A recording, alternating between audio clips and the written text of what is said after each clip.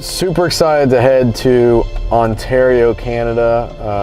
We're gonna head up there and there's a seminar that's being put on by Funeral Plans Canada, pre-planning company there. So we're gonna go up and present to about 75 of their customers from all over Canada that are coming in for a day-and-a-half conference. So we're going to keynote that, just deliver the social media gospel like we do. So super excited to kind of go international with this. We've got a few clients in Canada now, but this is the first actual presentation, speaking opportunity we've had to do in Canada, but it just shows how global social media is and how the markets are extremely similar in the way that consumers engage online. I mean, social media is so valuable because it plays off of our tendencies as human beings to just want to be social.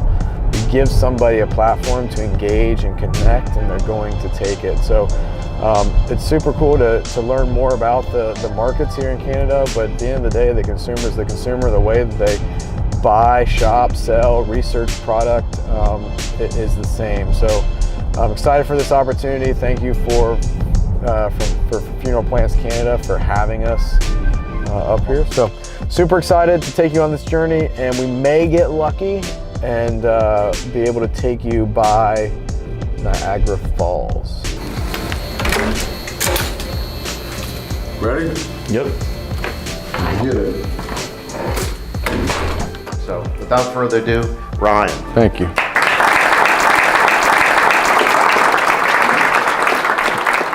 All right, a little bit about me so you have some context. I was duped into the funeral profession. This is not a profession that I chose. Right out of high school, I created a company with another gentleman where we did marketing and advertising. This was like 2000, 2001, and we were doing online marketing, so it was a lot of small businesses' first touch with banner advertising, AdWords, and those sort of things. So went to college for a year. My dad has a PhD in leadership, so college was expected. I dropped out after first semester and said, this really isn't my gig. I've got a business. I don't want to work for anybody. I felt like I was being educated of how to be an employee, not how to run a business. So left school and was working full-time on the company that I'd started. Things were going very well. I met a girl. I was traveling 6 days a week. We got serious. I wanted to get married. Her dad was looking for a salesperson. I said, well, I'm doing sales now. I can sell out. I'll move back to wherever you live and go work for your dad. What's your dad do? She said, he has a vault company. Awesome. Bank vaults. A piece of cake. Show up for an interview. It's a concrete burial vault company. No idea what a burial vault is. The only thing I knew about funerals is you could have a casket and you could be cremated. This was 2004, so I worked for him for 8 years. The first 2 years I spent in the concrete plant, pouring concrete, stripping molds. Manual labor is not my thing, but I had to learn the product to be able to sell it. 2007, I started calling on funeral homes, and I immediately noticed a big disconnect between where the consumer was at with technology and the way they engage with brands, and then where funeral homes were at. 2007, most of our customers in the vault plant did not have a website or an email address. I remember going to my father-in-law and I said, look, there's a lot of hurdles that funeral homes have to overcome to be able to engage with the consumer in a way that makes sense on the consumer level. I said, can I start a blog where I kind of write about conversations I have with our clients and where technology and marketing would be able to fill the void? And he said, yeah, what do you need? I'm like, well, one, I need a computer. And he said, well, we have a computer right there. I said, yeah, that's Windows 95. It's not going to work. And so he got me a laptop and I started blogging, and that blog turned into connectingdirectors.com, which is the largest online funeral publication. Turned 10 years old last month. So that publication, we reached about 45,000 funeral directors across 212 different countries. My position on Connecting Directors was always from the marketing standpoint and talking about marketing and how funeral homes can engage the consumer. I've been talking about Facebook marketing to funeral homes for 9 years. So Facebook has changed drastically in those 9 years. The consumer has changed even more in those 9 years. What I do know is that consumers want relationships with brands, and that a funeral home is not any different than any mainstream brand, Coca-Cola, Nike, Adidas, you're the same type of business when it comes to engaging with the consumer. Just because it's death care doesn't mean we're exempt, and I'll talk on that a little bit. So in 2012, left the Vault company and launched Disrupt Media.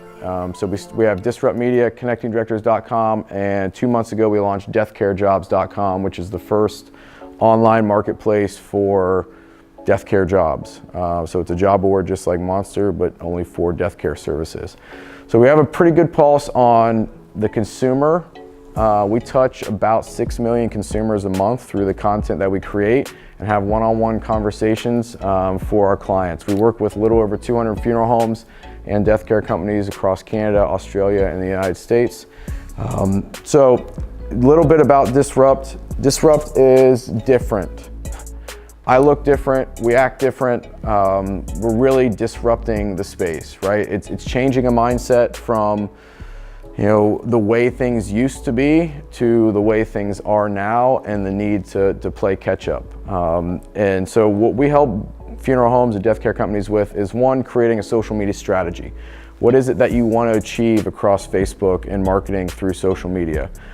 We manage all of the conversation for our clients, and then we measure everything that we do. And that's where Quinn and I have really connected, is on the ability to be able to measure every eyeball, every click, and then what are you getting for that attention? And I'll walk you through a case study of a client that we have where we are running Facebook ads for pre-need leads, and just how successful that can be and the return on the investment compared to what you can spend in other marketing initiatives that you can't really measure. So most death care companies struggle with Facebook marketing. We provide a process for creating personalized Facebook content that will drive community engagement, measurable leads, ensuring profitability. That's our quick one-liner. So that is what we do. We help you achieve profitability through online marketing and engaging your consumer. What we're really great at is the strategy, understanding the content that consumers want to engage with and how that maps to achieving your goals, and then Facebook ads. Facebook marketing is vastly underpriced. It won't stay that way forever. There's still $80 billion a year spent by the Fortune 500 companies on television commercials. When they start leveraging that $80 billion towards Facebook ads, the little bit that they've put there now has dramatically increased the cost. 3 years ago, we could reach 1,000 people for about 25 cents. So Quinn talked about everybody has a smartphone. How many of you have a smartphone now? Everybody. How many of you that have a smartphone said you were never going to get a cell phone? Yeah.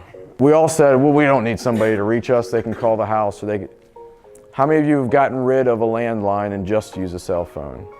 Yeah. So we have adapted as consumers and we've changed. The problem is death care companies have not. And we want to stay the same, and we want to do the same things that we've always done, and we do death, so the consumer can't go anywhere else. They have to come to us. The difference is that there's a lot more competition now that they can go to, and they're not just coming to your firm like they used to. So we're not exempt from evolving with the consumer just because we're in death care service. We've got to be able to change and meet the demands. 10 years ago, before the iPhone launched, we were glued to a laptop or a desktop. Now everything is created for a mobile device, period. When you develop something, you're developing it to fit in the front pocket of millions of people across the globe. Problem is, we're very romantic about what used to work. The things that you did in the past that granddad or grandmom did or mom or dad did in the business don't necessarily work like they used to, and they definitely can't be measured against social media and what the ability to be able to drive a lead provides. So we're very romantic about what used to work. We don't fully understand Facebook all that well, so we kind of keep it on the back burner, and that's just for kids, and it's really not. So we'll talk a little bit about the demographics that use Facebook, but what I don't understand is how in the death care space we can ignore a platform that 68% of consumers engage on, regardless of age. What happens if you don't adjust is you lose. How many of you have rented from Blockbuster in the last year? Yeah, right? How many of you have streamed something through Netflix, Amazon Prime, or another online service? Yeah, you lose when you don't adjust. Toys R Us, you guys familiar with Toys R Us here?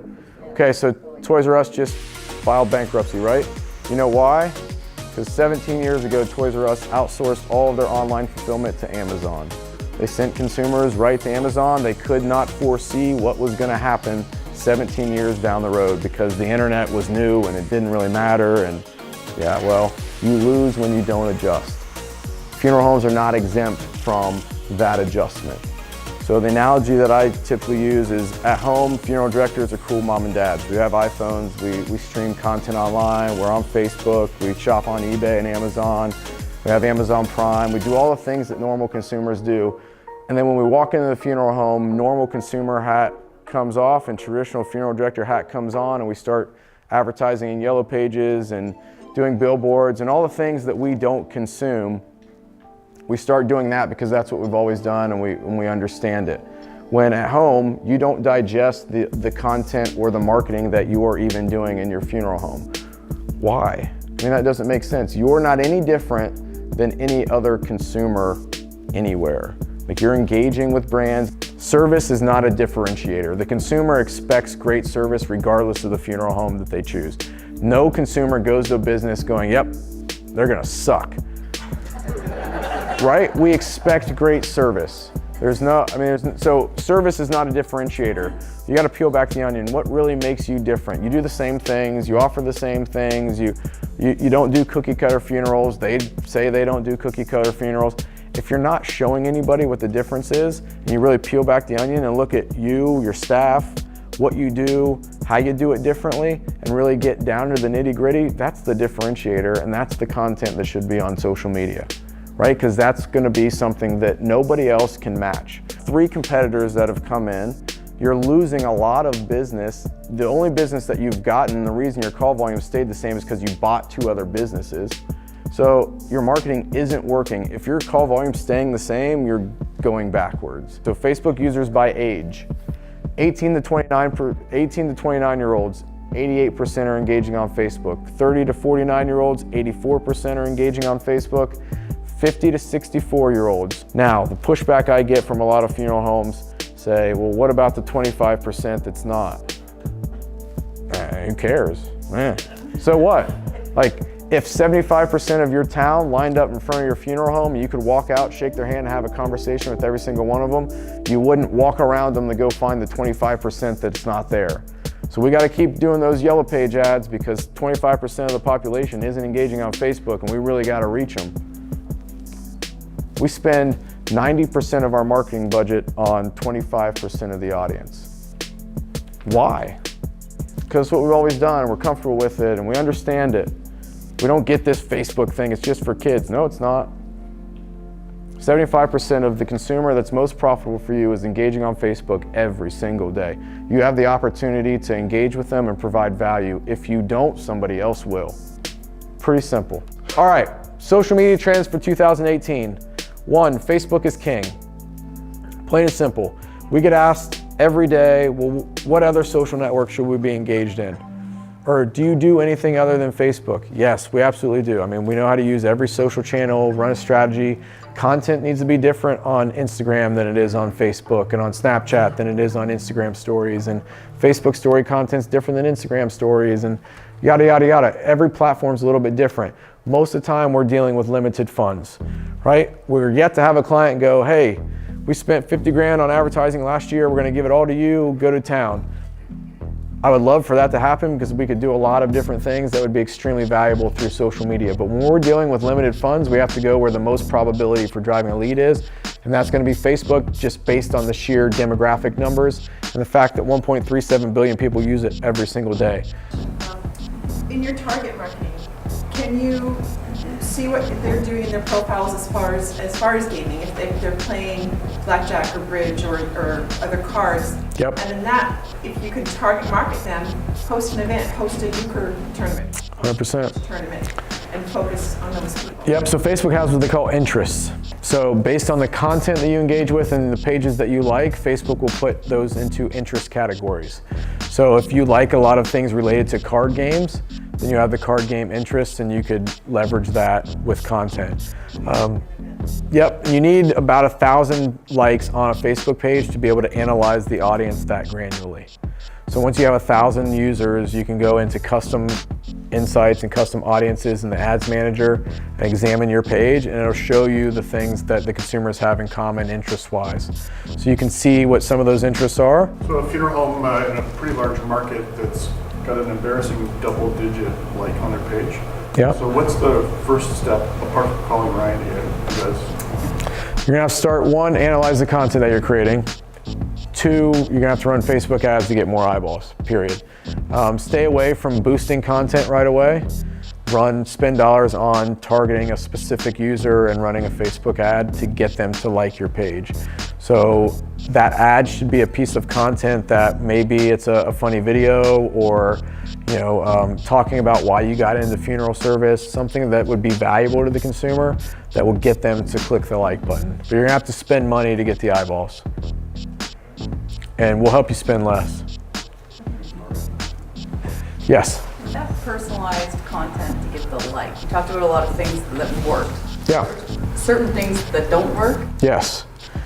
Stay away from political content. Stay away from overly religious content. Stay away from content that talks about it. When you create content around the funeral experience, if you map the consumer, most consumers have anxiety about going to a funeral home.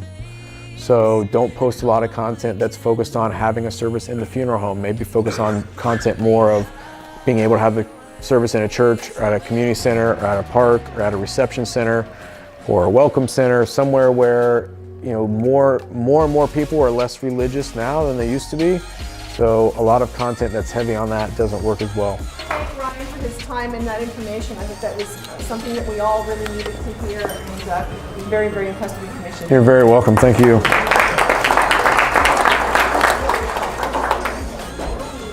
So we just wrapped up.